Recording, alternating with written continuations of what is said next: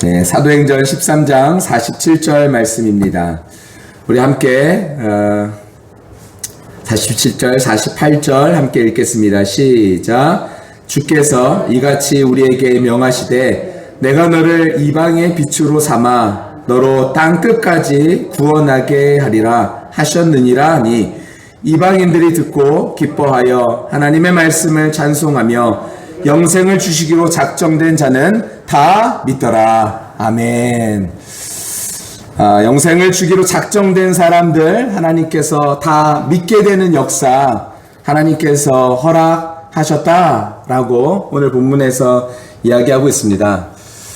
여러분, 피곤한 가운데서도 이 자리에 사모하는 마음으로 나오신 우리 귀한 성도님들 참 축복하고요.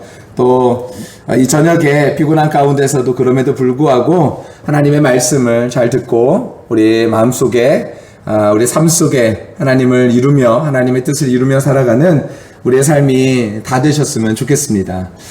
사실 오늘 저녁에 오신 분들 위해서 빼빼로를 사놨어요. 근데 깜빡하고 안 갖고 왔어요. 네, 낮에 빼빼로를 사놨는데 그 차에다 넣어놓으면 오늘 낮에 좀 뜨겁더라고요. 그래서 차 안에 있는 그 초콜릿이 다 녹을까봐 그거 녹지 않게 하려고 집에다가 들여놨다가요. 그거 출발해서 한참 오다 보니까 빼빼로 이렇게 된 거예요. 근데 제가 꼭 챙겨서 드리도록 하겠습니다. 오늘이 빼빼로 데이인 거 아시죠?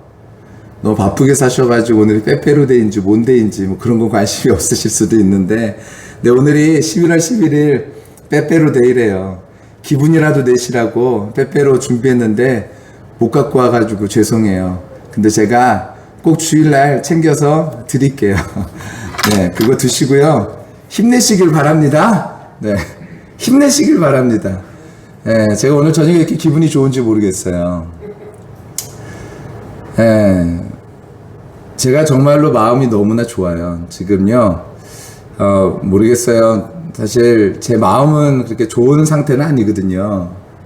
상황이 제가 그렇게 좋을 상황은 아니에요. 근데 이상하게 제 마음이요. 오늘 저녁에 참 좋습니다. 하나님의 말씀을 이렇게 나눌 수 있다라는 것이 감사하고 우리 성도님들과 함께 이 말씀을 또 나누고자 하는 그 마음속에 제 마음속에 사실 솔직히 그냥 말씀드리면요. 저는요, 원래 설교하는 거 진짜 좋아하는 사람이었거든요. 제가 원래, 전도사 시절, 부목사 시절, 그럴 때 설교의 기회가 오면요, 저는요, 거의 잠이 잘 안 올 정도로 설교라는 걸 너무 좋아했었어요. 그리고 설교에 앞서서 찬양도 하고 기도도 하잖아요. 예배 중간에 설교가 들어가는 거잖아요.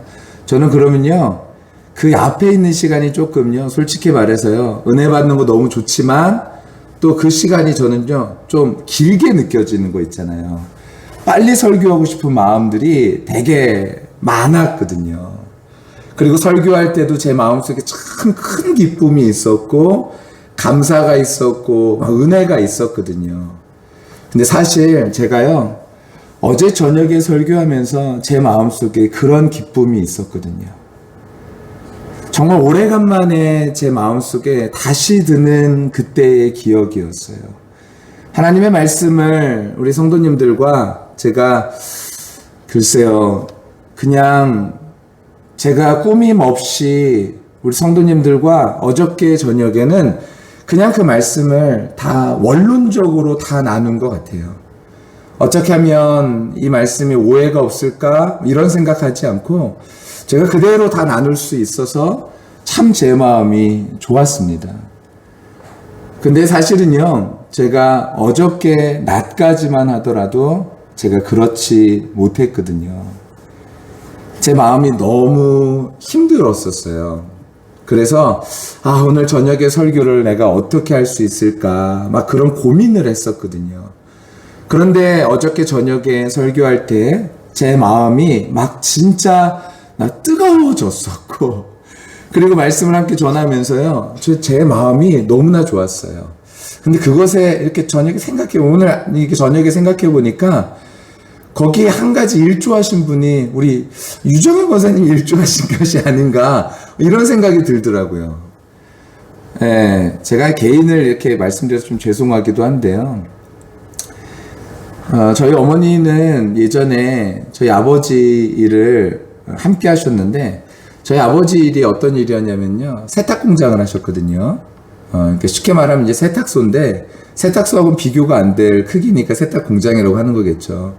연수원 막 이런 데들 있잖아요. 그런데 담요 그리고 가운 막 그리고 이렇게 그 연수 받으면 나오는 그런 옷들 있잖아요. 그런 것들을 가져다가 대량으로 이제 세탁하는 곳이었는데 제가 저번에도 한번 말씀드렸지만요. 이제는 롱타울 아시죠? 롱타울 아세요? 옛날에 화장실 가면요 손 닦으라고 이렇게 타올이 긴 게 있었어요. 그럼 여기서 빼잖아요. 그럼 밑에서 감겨요. 그래서 계속 쓸 수 있는 게 롱타올이거든요. 그게 말아놓으면 이 정도 돼요. 근데 얘가요 되게 얇은 건데 이렇게 말아놓은 거잖아요. 근데 그거 빨래하려고 그러면요 진짜 힘들거든요. 그게 서로 엉켜요. 엉키지 않도록 끈을 잘 묶어가지고 세탁기에 넣어놓고 빨래를 해도요 그게 그렇게 엉켜요. 그럼 그게 너무너무 빨래할 때 힘들거든요. 근데 저희 어머니가 저희 아버지도 참 많이 힘드셨지만 저희 어머니도 그 일을 하시는 게 진짜 이거 남자가 할 수 있는 일이 아니었거든요. 아니 남자도 할 수 없는 일이었거든요. 여자가 하기에는 정말로 힘든 일이거든요. 근데 저희 어머니가 수요일 날 가끔 가다가 좀 빨리 올 때가 있어요, 집에. 그러면요, 수요일배가 그때 당시 예를 들어서 7시 반, 8시면은 저희 어머니 진짜 피곤하고 힘든 몸인데도 불구하고 그 몸을 이끌고 지금 생각해보면 좀 젊으셔서 그런 것도 있죠. 뭐 제가 뭐 10대 때이니까요. 저희 어머니 나이가 그때 당시에 뭐 얼마나 되셨겠어요. 50도 안 되신 나이니까 이제 좀 힘이 있으셨던 거죠. 40대 중반 정도 되셨을 때니까요. 근데 그때의 저희 어머니는요, 그때도 그렇지만 그 후에도 참 예배를 사모하고 나와서 예배드리고 뭐 그러셨었거든요. 근데 유정인 권사님 아까 좀 전에 찬양하는데 제가 얼굴은 웃고 있었지만 제 마음속에서 영혼은 울고 있었어요. 우리 유정인 권사님이 눈이 안 떠지시는 거예요. 예, 너무 피곤하시니까 눈이 안 떠져서 이 앞을 보시는데 억지로 눈을 떼려고 하시는데 예, 잘 안 떠지니까 참 이렇게 힘드시구나. 그런데도 불구하고 이 자리에 나와서 하나님의 말씀을 또 부흥회라고 하니까 사람도 별로 없는 것 같은데 나도 나가야겠다 이런 마음 때문에 또 저 위로해 주시는 마음 또 그런 마음이 있어서 이렇게 나오신 것 같아서 제 마음이 참 힘이 됐던 것 같아요. 그래서 그랬는지 저래서 그랬는지 여하튼 어저께는요 제 마음이 참 좋았고 그래서 하나님의 말씀을 이렇게 원론적으로 나눌 수 있다라는 것이 참 저에게는 귀한 시간이었고 우리 성도님들에게도 참 귀한 시간이었겠구나라는 생각이 들었습니다. 근데 저희 어머니가 그런 얘기 잘 안 하시거든요. 제 설교를 듣고선 이렇다 저렇다 말씀 잘 안 하세요. 근데 어저께 뭐 지금도 설교를 듣고 계시겠지만 어저께 저희 어머니가 설교를 듣고 나서 야 어디 가서 들을 수 없는 설교여서 난 너무너무 좋았다.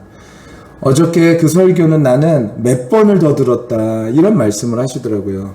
너무너무 좋았다고 말씀하시는데 저는 사실 그 말은 귀에 별로 안 들어왔었는데 우리 유정인 권사님 그리고 또 시간이 지나서 우리 김경재 권사님 부랴부랴 정리하시고 뭐 다 여기 계신 분들 힘들게 오셨겠지만 또 그렇게 정리하시고 오셔서 택시 타고 오서 여기까지 또 들어오시고 이렇게 말씀을 나눌 수 있다라는 것이 참 저는 감사하고 참 저는요 복 있는 사람이구나 복 받은 사람이구나 라는 생각을 하게 됐습니다.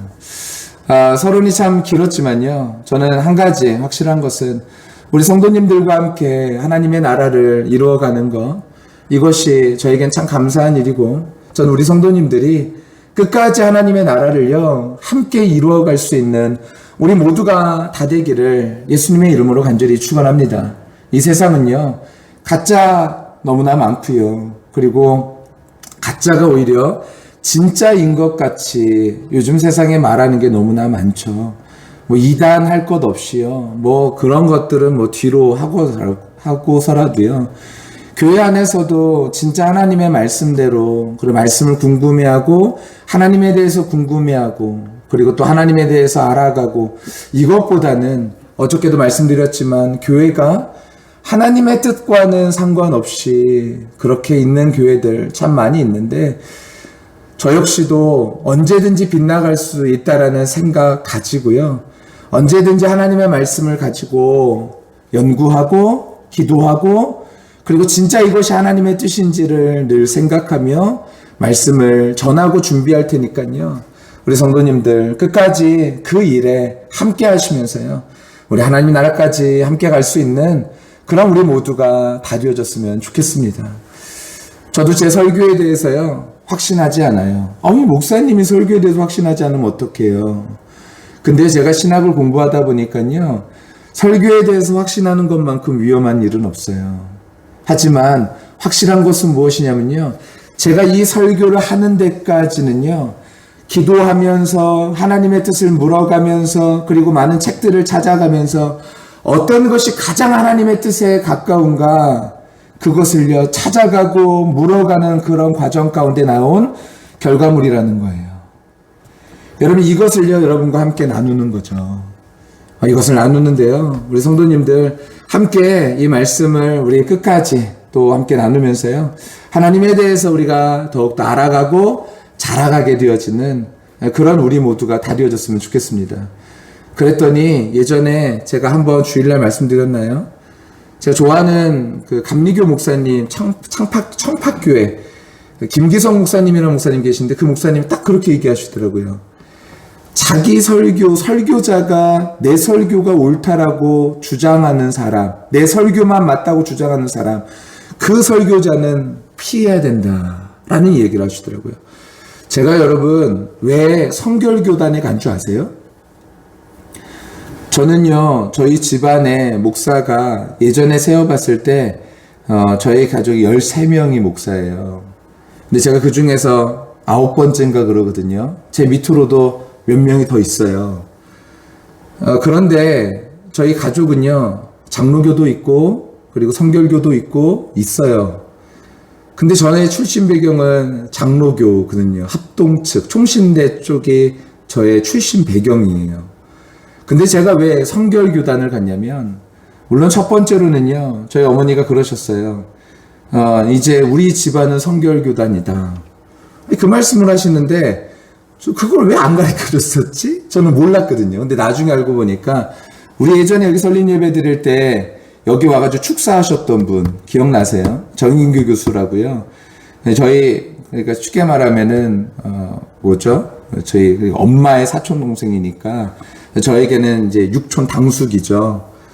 근데 그분이 저희 교단 교수다 그러면서, 우리 교단은 할아버지도 성결교단, 그리고 할아버지 동생도 성결교단, 다 성결교단이다 그러면서 너도 성결교단 가라 그러시더라고요. 근데 성결교단 가가지고 저는요, 신학을 배우면서요, 장로교와 성결교의 차이점을 하나 발견한 게 있어요. 그 장로교와 성결교의 차이점은 한 가지가 뭐냐면요, 성결교는요 신학이 애매모호해요. 명확하게 뭐라고 딱 집어서 말해주지 못해요. 장로교는요 되게 정확하게 얘기해줘요. 이거다! 이런 식으로요. 저는 그때 알았어요. 내가 가야 될 신학은 성결교단이구나, 장로교단이 아니구나. 저는 하나님에 대해서 명확하게 말할 수 있다라고 말하는 사람만큼 위험한 사람은 없다라고 저는 생각하는 사람입니다. 제가 공부했을 때 저희 학교에, 신학교에 교수님이 한 분 계셨는데, 이분이 지금 이제 연세가 저희 어머니하고 거의 비슷하니까 70이 넘으셨죠. 근데요, 이분은 여자분이신데요, 결혼도 안 하시고 평생 연애도 한 번 안 하셨대요. 뭐만 하셨냐면은 성경만 연구하신 거예요.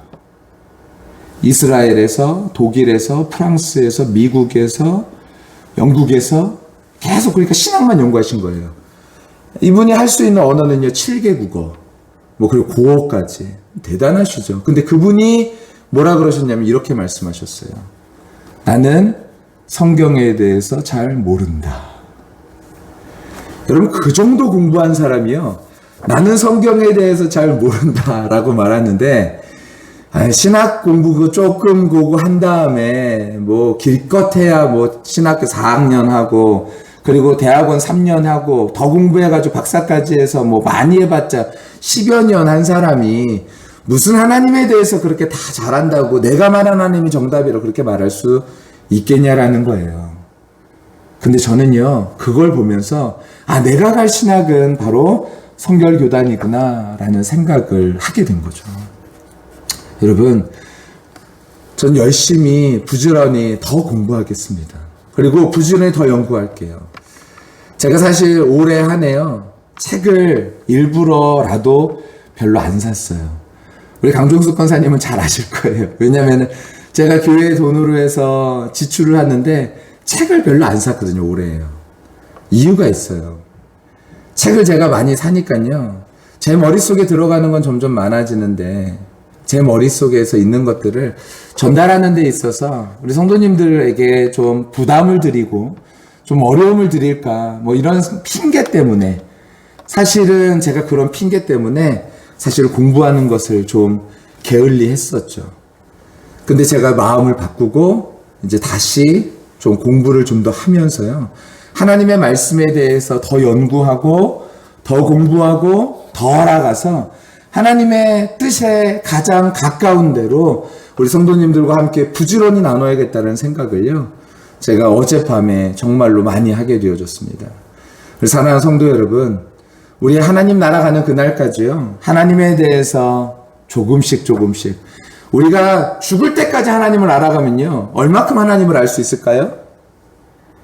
저는 하나님이요, 하나님을 다 아는 것이 뭐 말이 안 되지만 지구만 하다 하면요, 우리가 평생을 가리켜서 하나님의 말씀을 배워도요, 우리 하나님의 아는 건 이 점도 안 될 거예요. 우리가 하나님에 대해서 말할 수 있는 건 이 점도 안 돼요. 이 점이 뭐예요? 아무것도 눈에 보이지 않을 정도밖에 되어지지 않을 것입니다. 근데 그것이라도요, 하나님께서 우리에게 밝게 알려주실 때, 우리는 그런 걸 알 때요, 우리는 그 하나님에 대해서 느낄 때요, 우리는 세상을 정말로 능력 있게 살아갈 수 있게 되어진다는 것이죠. 저는 그 하나님을 우리가 함께 나누면서요, 그 하나님에 대해서 함께 알아가고 함께 기뻐할 수 있는 우리 생수님교회, 더 나아가서 우리 이천이 그런 일들을 하나님께서 이루고자 저를 보내셨으니 그 일들을 이루기까지 저 힘내서 그 일들을 하려고 합니다. 사랑하는 성도 여러분, 저를 위해서 기도해 주시고요. 제가 몸이 되게 약해요. 겉으로 봤을 때는 튼튼해 보이죠. 근데 저는요, 뼛속까지 종합병원입니다. 제가 얼마나 약하냐면요, 병원에 갔더니 검사를 했는데 저한테 그렇게 얘기하더라고요. 제가 예전에도 한번 말씀드렸던 것 같은데 뭐 몇 번 말씀드리면은 듣기 싫어하시고 걱정하실까봐 말씀 안 드렸었는데, 예전에 한번 말씀드린 적은 있었죠. 제가 병원에 가가지고요, 수치를 쟀거든요. 이 신체 이 전체의 순환에 대한. 그래서 수치를 딱 쟀는데 의사가 검사 결과 보러 가는 날 저한테 그러더라고요. 김두희 씨 이거 다시 검사하시죠? 왜? 왜요? 아니요, 그냥 묻지 마시고 다시 검사하세요. 검사 비용은 이 병원에서 부담하겠습니다. 그러더라고요. 그래서 다시 검사했어요. 그런 다음에 좀 기다렸다가 검사 결과를 보러 들어오래요. 그랬더니 저한테 그러더라고요. 원래 그러네요. 이게 무슨 말씀이세요? 그랬더니요, 성인 남자가 나오는 치수가요, 수치가요, 건강한 사람들은요 3, 4천 나온대요. 3천에서 4천. 근데 저는 몇 점 나온 줄 아세요? 23점 나왔거든요. 23점이 어느 정도인지 아십니까? 80대 할머니가 평생 화병에 사시면서 기운이 하나도 없는 사람, 그래서 손끝 하나 움직일 수 없는 사람 정도가 23점 정도 나온대요. 근데 제가 그 다음날 쟀는데 76점인가 나온 거예요. 근데 제가 76점 나왔을 때는요, 컨디션이 진짜 좋았거든요. 그래서 저는요, 그렇구나. 사람이, 진짜 건강한 사람이 3,000점 정도의 그 에너지를 가지고 이 세상을 살아간다면, 야, 진짜 못할 일이 없겠구나. 그런 사람들은 뭐 하지? 이런 생각을 들더라고요. 저는 23점 가지고 살아가니까요. 사실은요, 제가 되게 몸이 약해요. 몸이 약해서요. 이런 말씀을 보다가도요, 너무 힘들고, 이렇게 몸이 막 깔아지고, 진짜 아시잖아요. 그 70대 할머니, 80대 할머니 아시죠? 그런 분들 보면은 진짜 너무 힘들어가지고 이러시잖아요. 이제 몸 상태가 사실 그와 비슷해요. 예. 근데 그와 비슷한 상태에서 하나님이 저에게 맡겨주신 사명이니까 아침에 새벽 3시 반에 일어나서 교회 와서 기도하고 하나님 말씀 전해야 되니까 하나님 말씀 연구하고 공부하고 그런데 제가 너무 요즘 핑계로 게을러져서 제가 그런 거 잘 못했었거든요. 근데 하나님이 어젯밤에 저한테요, 막 힘을 주시는 것 같았어요. 저에게요, 막 에너지를 막 주시는 것 같았어요. 그래서 제가 어젯밤에요, 마음속으로 결단한 일들이 몇 가지가 있어요. 주님, 그래요. 제가 주님 앞에서 제가 그렇게 다시 결단하고 살아가겠습니다. 그렇게 마음을 먹고요, 준비한 하나님의 말씀, 그런 말씀들을 이제 성도님들과 또한 함께 나누겠습니다. 그런 마음으로 하나님 앞에 기도하면서 또 그렇게 서원하면서 그랬거든요. 저를 위해서 기도해 주시고요. 우리 성도님들 함께 그 일들을 이루어 가는데 우리 모두가 함께 서 나갈 수 있는 그런 아름다운 생수생교회가 되기를 예수님의 이름으로 간절히 축원합니다. 여러분, 우리가요, 누구죠? 하나님의 자녀죠. 우리가 누구냐면 이 대한민국에 살아가는 사람들이죠. 우리가 대한민국에 살아간다 그러면요, 기본적으로 알아야 될 것과 또 기본적으로 해야 될 일들이 분명히 있죠. 알아야 됩니다. 그쵸? 자, 근데요, 우리가 크리스찬이라고 하면서 우리가 하나님에 대해서 얼마나 알고 있는가냐라는 거예요. 우리가 하나님에 대해서요, 교회에 대해서 하나님께서 우리를 보내신 거, 우리를 하나님의 피값으로 사신 거, 그리고 어떻게 하나님께서 우리를 통하여서 일하길 원하시는가, 이런 것들을 잘 알지 못한다면요, 안 되겠죠. 여러분, 우리가 하나님을 안다라는 것은 참으로 중요한 일입니다. 하나님과 상관없이 살아간다면, 하나님을 아는 것과 상관없이 살아간다면, 그저 교회만 왔다 갔다 한다면, 여러분, 그것은요, 어쩌면 하나님과 관계없는 그런 일이 되어질 수도 있다라는 것입니다. 사랑하는 성도 여러분, 하나님이 누구이신지, 하나님이 무엇 때문에 교회를 세우셨는지, 하나님이 무엇 때문에 교회를 세우시고, 그리고 무엇 때문에, 무엇에 관심을 또한 갖고 계신지, 우리 모두가 그 하나님의 뜻을 알고, 왜 우리를 사셨는지, 그것을 깨닫고, 그대로 살아갈 수 있는 우리 모두가 다 되어, 하나님의 참된 자녀로서 복을 누릴 수 있는 삶을 다 되시기를 예수님의 이름으로 간절히 축원합니다. 여러분, 제가 핸드폰을 하나 샀죠. 요즘 산 건 아니에요. 한 3, 4년 된 것 같은데요. 이 핸드폰을 살 때 왜 샀을까요? 비싼 돈 주고. 왜 샀을까요? 전화 통화하려고 샀죠. 그죠? 근데 저에게는요, 전화 통화만 하려고 산 것이 아니라 한 가지 목적이 더 있었어요. 이거를 당시에 팔던 애가 있었는데요. 걔가, 제가 그냥 실명을 공개해도 윤희웅이라는 애거든요. 희웅이. 조경민 지사님 아실 거예요. 희웅이가요, 윤희웅이라는 애가요, 마음을 고쳐먹고, 자기가 이제 정직하게 열심히 일해가지고, 이제 먹고 살겠다. 그러면서 자기는 삶에 이제 이유가 없었는데, 목적이 없었는데, 이제는 뭔가 이제 목적을 발견하면서 건강하게 살겠습니다. 막 이렇게 인터넷에다가 쳐놨더라고요. 그래서 자기가 핸드폰을 판대요. 그래가지고 제가 희웅이한테 연락을 했어요. 제가 희웅이 전화번호를 모르죠. 근데 걔 누나 번호는 아니까 희선이한테 전화해서, 희선아, 희웅이 전화번호 좀 알려줘. 왜요? 아니, 그럴 일이 있어. 그래가지고 희웅이 번호를 알아서 희웅이한테 전화했어요. 희웅아, 목사님이야. 김도일 목사님인데 기억나? 네? 누구시죠? 모르죠. 걔는요. 걔는 고등부고 저는요, 청년부하고 교구를 담당했었기 때문에 당연히 걔는 저를 모르죠. 근데 저는요, 걔에 대한 관심이 있었기 때문에 걔의 이름을 알고 있었던 거죠. 근데 걔가 제가 설명을 하니까 그제서야 네 그러면서 알아먹었는지 아니면 아는 체를 하는 건지 여하튼 그러더라고요. 무슨 일이세요? 그래서 제가 그랬어요. 희웅아, 너 나한테 핸드폰 하나 팔아라. 그랬더니 걔가요 갑자기 목소리 톤이 높아지면서 핸드폰이요? 이러더라고요. 그래서 그래, 핸드폰 하나 뭐 보셨는데요? 최신 폰으로 하나 봐줘. 왜냐면 최신 폰이 걔한테 가장 마진이 많이 떨어질 거 알기 때문에 최신 폰으로 하나 봐줘 이랬거든요. 그랬더니 걔가요 네 목사님 그 보신 거 있으세요? 그래서 이거 봤어. 그랬더니 그거 알아봐 드릴게요 그러더라고요. 근데 제가요 희웅이한테 부탁하기 전에요 이미 핸드폰을 살 생각이 있어서 이미 이 핸드폰을 알아본 거예요. 가격을 알아봤죠. 알아봤는데 그 가격이 얼마였냐면요 카드사 끼고 해가지고 한 30만원대 정도 주면요 살 수 있었어요. 제 실부담금이 30만원대 부담하면요 살 수 있었거든요. 근데 희웅이가 저한테 명세서를 하나 내밀더라고요. 근데 거기 얼마가 적혀 있었냐면 정확히 기억도 안 나요. 이거 원가가 적혀 있었어요. 한 140만원 정도. 제가 그래서 희웅이한테 묻지도 않았어요. 희웅아, 내가 안 알아봤을까? 알아봤을까? 알아보셨겠죠? 그래, 알아봤어. 너 이거 최선이니?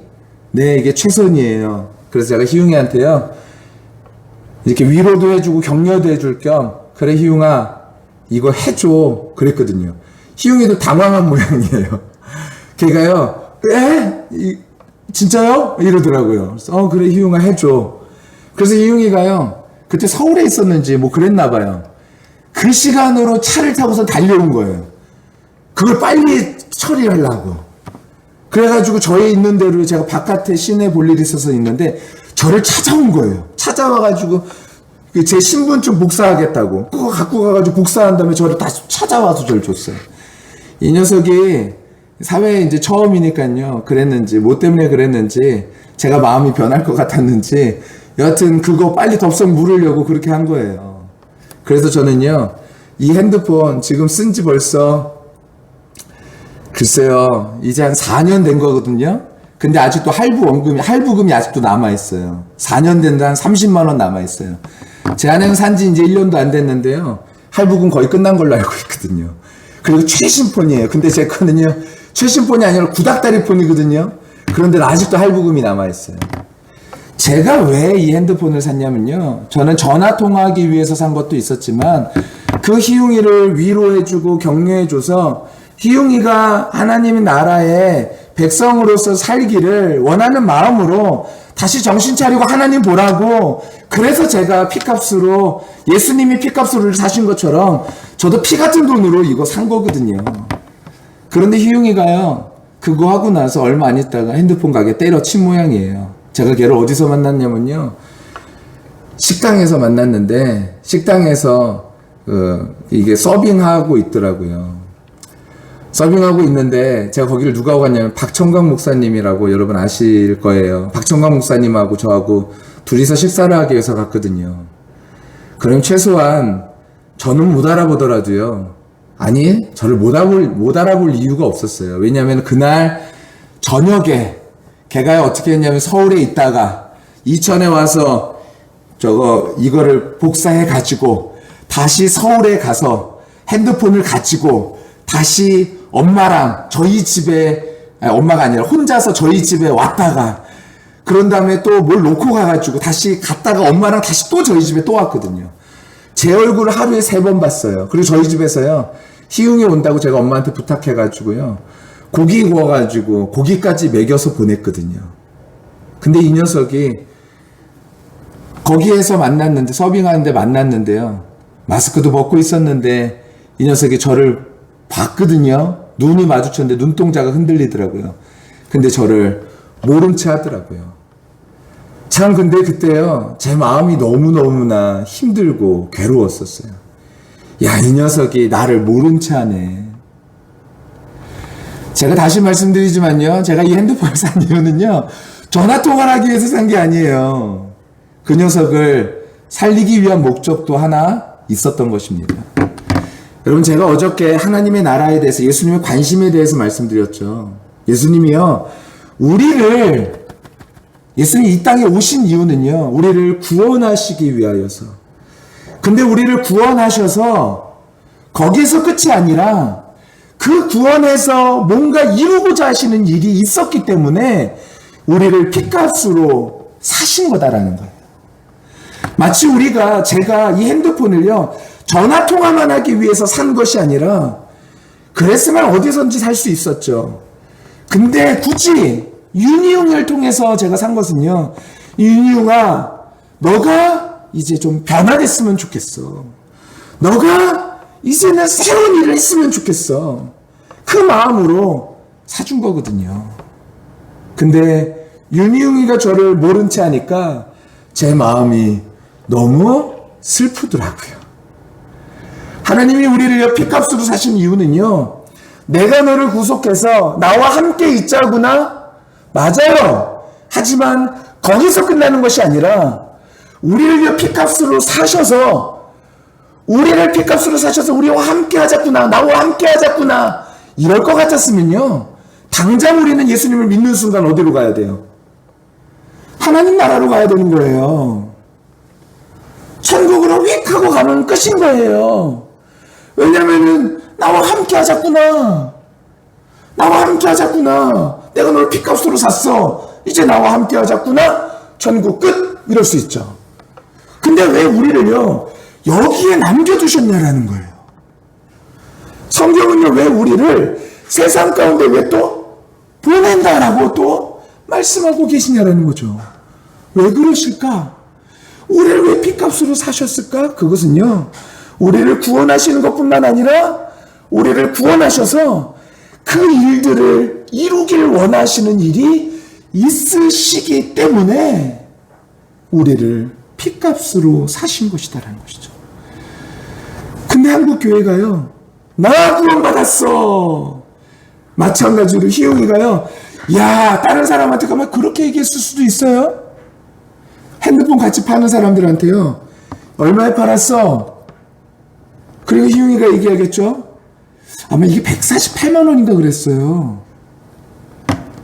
148만 원 주고 팔았어요. 그랬을 때 사람들이, 옆에 있는 사람들이 뭐라 그랬을까요? 야, 너 호구 잘 잡았네. 이런 얘기 하지 않았을까요? 그럼 제가 뭐가 된 거예요? 호구가 된 거죠. 근데 제가 또 말씀드렸잖아요. 저는요, 안 알아본 게 아니라고요. 알아봤어요. 저는 예전부터 핸드폰을 싸게 사는 은사를 가지고 있었어요. 그래서요, 저는요, 이렇게 돌아다니면서 핸드폰을 싸게 사줄 수 있는 어떤 그런 사람이었거든요. 친구들 거, 부모님 거 제가 참 많이 사줬어요. 가가지고 후려치는 것도 되게 잘해요. 부평 같은데 예전에 제가 서울신대 다닐 때 부평이 되게 싸게 팔았는데 거길 돌아다니면서요, 흥정을 해요. 이건 얼마, 이건 얼마, 이건 얼마. 그러면서 가격이 툭툭툭툭 떨어져요. 맨 처음에 30만 원 하던 게요, 나중에 가면 얼마까지 살 수 있냐면요, 예를 들어서 웃돈 받고 20만 원 받고 살 수 있어요. 이런 일들이 있어요. 그러니까 제가요, 핸드폰 호구가 아니라는 거예요. 근데 그 순간에 제가요, 호구가 되기로 작정했던 이유는 무엇이냐면요, 윤희웅 걔 살려서 걔를 가지고 변화되어서 걔가 할 일을 찾기를 원하기 때문에 그와 같이 스스로 호구가 되기로 작정한 거죠. 예수님께서 왜 십자가에 지셨을까요? 예수님이 약해서요? 예수님이 호구라서요? 예수님이 이런 모든 것들을 못하셔서요? 아니에요. 근데 왜 그렇게 하셨냐?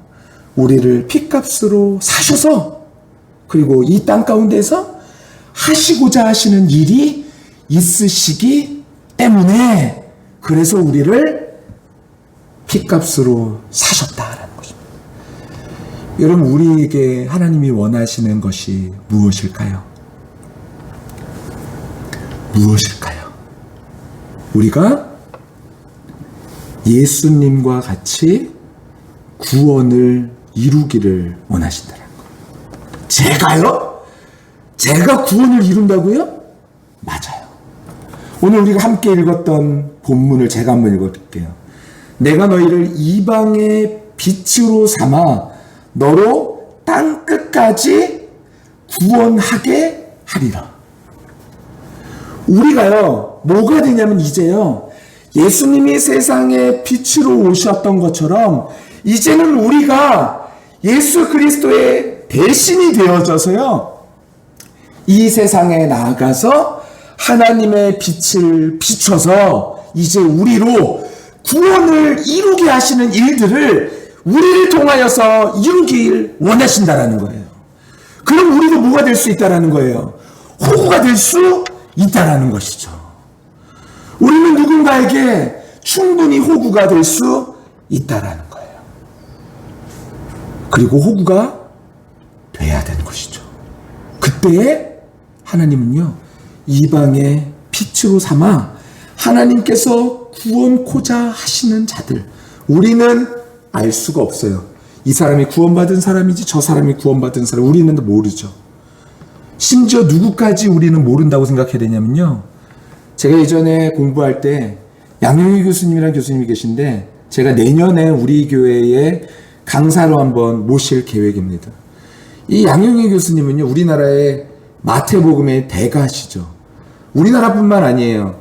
이 마태복음에 대해서 설교를 하기 위해서는요, 이 양용희 교수님 통과하지 않으면 안 된다라는 이야기가 있을 정도로 마태복음의 대가세요. 근데 그분이 히브리서를 가르치시면서 그런 말씀을 하셨어요. 이 사람은 구원받을 사람인지 아닌지 여러분 아십니까? 그랬더니 사람들이요, 몰라요 그러더라고요. 그럼 어디까지 우리는 구원받은 사람으로 생각해야 됩니까? 그랬더니 사람들이요, 다요. 그랬더니 그분이요, 그러면 누구는 구원받은 사람으로 여기면 안 되는 사람이 있습니까? 그랬더니 누군가가 이만희 이르기를 했어요. 신천지 이만희 씨를 얘기하면서 그런 사람 구원받으면 안 됩니다. 딱 그렇거든요. 그때에 그 양 교수님이 그러셨어요. 이만희까지도 하나님께서 은혜를 베푸시면 회개하고 돌아올 수 있는 그런 사람으로 생각해야지, 우리 스스로 난도질하면서 이 사람은 구원받을 사람, 못 받을 사람 생각하면, 그렇다면 목회를 그만두십시오 라고 말씀하셨거든요. 저는 그 말이 충격적이었어요. 그렇구나. 내가 내 스스로 생각했을 때 이 사람 구원받을 사람, 못 받을 사람 이렇게 생각하는 거, 이거는 하나님 앞에서 범죄하는 거구나. 하지만요, 하나님은요 아시죠. 하나님은요 구원받을 백성을요 아세요. 우리가 누군가에게 예수님처럼 호구가 된다면요, 우리가 누군가에게 예수님처럼요 호갱이 되어진다면요, 호갱 뭔지 아시죠? 예, 그냥 이 사람 그냥 저거예요. 아이 뭐 속였다 이거죠. 쉽게 말하면요, 속인 사람. 우리가 누군가에게 그렇게 하나님의 사랑을 베풀 때, 우리가 누군가에게 그런 하나님의 은혜를, 받은 은혜를 베풀 때, 하나님이 왜 우리를 용서하셨다 하셨죠? 받은 용서대로 우리도 용서해 주라는 거죠. 우리에게 사랑 베푸신 대로 우리도 사랑하라는 것입니다.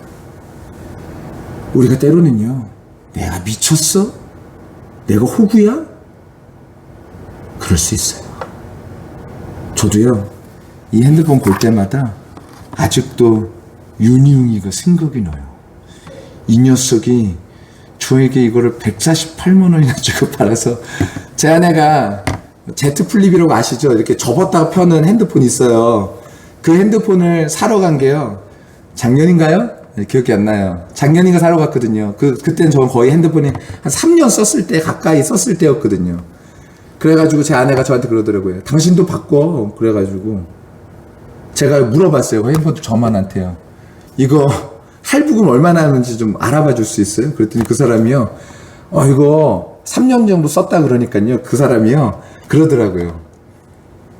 이거 저희가 이거 다 내주고, 위약금 내주고 다 처리할 수 있으니까요 걱정하지 마세요. 핸드폰 새로 하시죠. 그러면서 알아보더니 안 되겠는데요 그러더라고요. 그때 얼마 남았었냐면요, 그때 한 70만 원 남았었나? 얼마요? 제 아내는 기억하고 있잖아요. 64만 원이 남아 있었던 거예요. 3년 가까이 썼는데도 64만 원이 남아 있었거든요. 제가요, 호구가 될 수 있죠. 우리가요, 호구가 될 수 있어요. 내가 이 사람을 진짜 사랑해? 내가 이 사람을 진짜 용서해? 호구가 될 수 있어요. 하지만 그럼에도 불구하고 예수님께서 우리를 사랑하신 이유는요, 우리가 세상 가운데서 호구되라고. 그러면 어떻게 하신대요? 호구되면 그것에 대해서 하나님께서요 아신대요. 그리고 우리를 영광으로 인도하신다라는 거예요. 사랑하는 성도 여러분, 이 영광으로 인도하시는 하나님, 그 하나님을 믿고 우리 이 땅 가운데에서 믿음으로 그렇게 살아갈 수 있도록 결단할 수 있는 우리 모두가 다 되기를 예수님의 이름으로 간절히 축원합니다. 우리는 못해요. 근데 우리 못해요. 절대로 못해요. 근데 우리 안에 성령께서요 역사하셔요. 역사하시면이 아니라 역사하세요. 역사하시면 우리는 그때 뭐 하면 돼요? 내 안에서 말씀하시는 성령의 음성에 따라서 순종하면 돼요. 근데 문제는 뭐냐면 우리가요 이 말씀에 순종하지 못하죠. 그게 문제예요. 순종하지 않는 것이. 순종하게 되어지는 은혜가 우리 모두 가운데 있게 되시기를 예수님의 이름으로 간절히 축원합니다. 여러분, 그때요 우리를 하나님께서요 우리의 이 고난, 이 모든 것들 아시고 이 장차 비교할 수 없는 영광으로 하나님께서 갚아주시겠다. 이게 뭐예요? 약속이죠. 근데 약속은요 희미한 거예요? 아니요, 명확한 거예요. 어떻게 해요? 예수 그리스도께서 죽으셨다가 고난 받으셨다가 호구되셨다가 이제는 부활하셨죠. 살아나셨죠. 영광을 얻으셨죠. 그러니까 우리도 이걸 볼 때에 우리도 그분과 함께 호구될 때 우리도 영광에 참여할 수 있게 되어진다는 것입니다. 사랑하는 성도 여러분, 이것이 우리의 약속입니다. 이것이 우리의 능력이고 이것이 우리의 힘입니다. 우리가 이 세상을 살아가면서요 하나님께서 그런 일들 이루라고요 우리에게 능력 허락해 주셨어요. 우리는요 예수님보다 더 큰 일을 할 수 있어요. 예수님 분명히 말씀하셨거든요. 나보다 더 큰 일을 할 수 있다라고 분명히 말씀하셨거든요. 근데 우리는 그 일들을 잊어버려요. 아, 우리가 더 큰 일을 할 수 있다고? 감히 내가? 예수님 말씀하셨는데도 우리는 그것에 대해서 인정하지 못하죠. 사랑하는 성도 여러분, 우리요 살아갈 수 있습니다. 우리요 그렇게 살아가다가 영광을 얻게 되어지는 그 날이 분명히 우리 가운데 오게 될 줄로 믿습니다. 그때까지 우리 성도들 힘내서요 끝까지 스스로 호구되기를 자청하시며 예수님과 함께 손잡고 그 일들을 감당해 나가시는 우리 모든 성도님들 다 되시기를 예수님의 이름으로 간절히 축원합니다. 큰일 났어요. 제가 준비한 것은요 7장이거든요. 근데 제가 지금요 한 줄 했어요. 진짜 한 줄 했어요. 한 줄. 큰일 났어요. 한 줄. 궁금하시면 진짜 오셔서 보셔도 돼요. 진짜 한 줄 했어요. 제가 마음이 기쁘다라는 것이 여기에서 등장하는 거예요. 제가 성경 공부하고 아이들과 함께 말씀을 나누고 그러잖아요. 그럼 성경 공부에 한 줄 가지고, 한 절 가지고 몇 시간 하냐면요. 길게 하면은 제가 목요일, 금요일, 토요일 성경 공부를 하는데 한 절 가지고 많이 얘기할 때는 3시간, 4시간까지 얘기해요. 한 절 가지고. 제 마음이요. 기쁘고 감사하고 막 그러잖아요. 그러면요. 제가 지금 원고 봤나요? 안 봤죠. 원고가 없으니까요. 한 줄 얘기를 가지고 제가 이렇게 얘기하는 거잖아요. 하나님께서요. 우리 성도님들 가운데 주시고자 하시는 메시지가 분명히 있습니다. 사랑하는 성도 여러분, 우리요 이 땅 가운데서 정말로 예수님이 죽으시고 부활하신 사실을 믿으시죠? 아멘이십니까? 예수님께서 죽으셨다가 부활하신 사건을 믿으시죠? 우리 유나 아멘 했어요. 그러면 예수님께서요 죽으실 때 예수님께서 스스로 십자가에서 죽으신 거 믿으시죠? 사람들이 억지로 단 것 같지만 실제로는 예수님께서 스스로 십자가에 지신 거 여러분 믿으시죠? 여러분 예수님께서 스스로 십자가에서 그런 모든 수치와 그 모든 것들을 당하신 거 믿으시죠?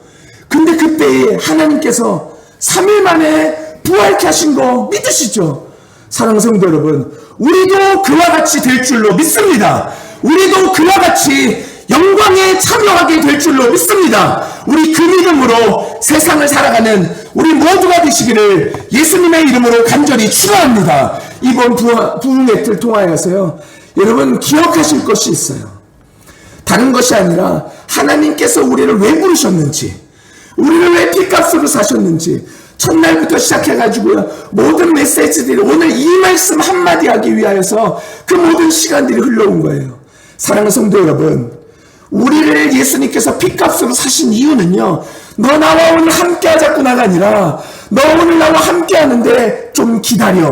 그리고 이 땅 가운데서 내가 너에게 원하는 일들이 있어. 그 일들을 함께 이루고자 하구나. 그 말씀하시기 위하여, 그 일들을 위하기 위하여, 그 영광 우리가 참여하기 위하여 이 땅을 살아가고 있는 줄 믿습니다. 그리고 이 땅이요, 그냥 지나가는 것이 아니라, 그냥 우리에게 허송세월로 지나가는 것이 아니라 우리에게 이 영광에 참여할 수 있는 귀한 기회로 우리 모두 가운데 선용되어지는 귀한 역사가 우리 모두 가운데 일어나게 되시기를 예수님의 이름으로 간절히 축원합니다. 이 나머지 내용은요, 우리 다음에 하도록 하죠. 우리 시간에 함께 기도하도록 하겠습니다. 여러분 이 말씀 꼭 기억하시고요. 여러분 우리가요 이 시간에 함께 기도하시면서 하나님, 나를 왜 목숨을 붙여서 여기에 두셨나요? 제가 얼마 전에 사고 났잖아요. 사고 났는데 그 사고가요, 간단한 사고가 아니었어요. 곱씹으면 곱씹을수록 하나님이 저를 살려주신 게 참 감사해요. 우리 유정현 권사님, 우리 남편분, 우리 박용환, 이제 성도님이라고 부를게요. 우리 박용환 성도님, 얼마 전에 차 사고 크게 나셨대요. 살려주셨대요. 털끝 하나 안 다쳤대요. 제가 털끝 하나 안 다쳤다고 하니까요, 우리 유정인 권사님이 그때 이제 교회에서 예배드리고 집에 가시면서요, 저한테 그러셨어요. 목사님, 남편하고 똑같아요. 우리 남편이 똑같아요. 이렇게 말씀하시더라고요. 맞아요. 하나님께서 왜 우리를 여기 살려두셨을까요? 이유가 있어요. 우리 그 이유를요 알았잖아요, 이제요. 그럼 이 땅에서요, 우리 어떻게 하면 내가 복을 구할 수 있을까? 세상 사람들이 말하는 그 돈 벌고, 그리고 또 거기에서 명예를 얻고, 인기를 얻고, 내가 잘 먹고 잘 살고, 여러분 그게 하나님 나라의 복이 아니라고 말씀하시잖아요. 하나님 나라의 복은요, 신령이 가난하고 애통하고 거기 안에서 의를 위해서 핍박받는 자 기뻐하랬잖아요. 하늘의 상이 너희의 큼이다. 그거 보고서 우리 신앙생활하는 사람이 우리 아니냐라는 거예요. 그거 쫓아가지 않는 사람은요 신앙생활 아니에요. 예수님 믿는 사람도 아니에요. 예수님과 상관없는 사람이죠. 근데 우리 그거 보고 쫓아가는 사람이잖아요. 그렇다면 우리 이 시간에요 함께 기도하시면서, 하나님, 제가 이제는 나의 삶을 바꿉니다. 회개합니다. 돌이킵니다. 회개하라. 천국이 가까이 왔느니라. 첫 메시지로 다시 돌아가 나의 삶을 다시 돌이켜 이제 하나님께서 나의 삶의 왕이시고 이제 하나님의 통치를 받으며 살아가겠습니다. 우리 그렇게 기도하면서 이 저녁에 함께 다짐하는 시간 함께 갖도록 하겠습니다.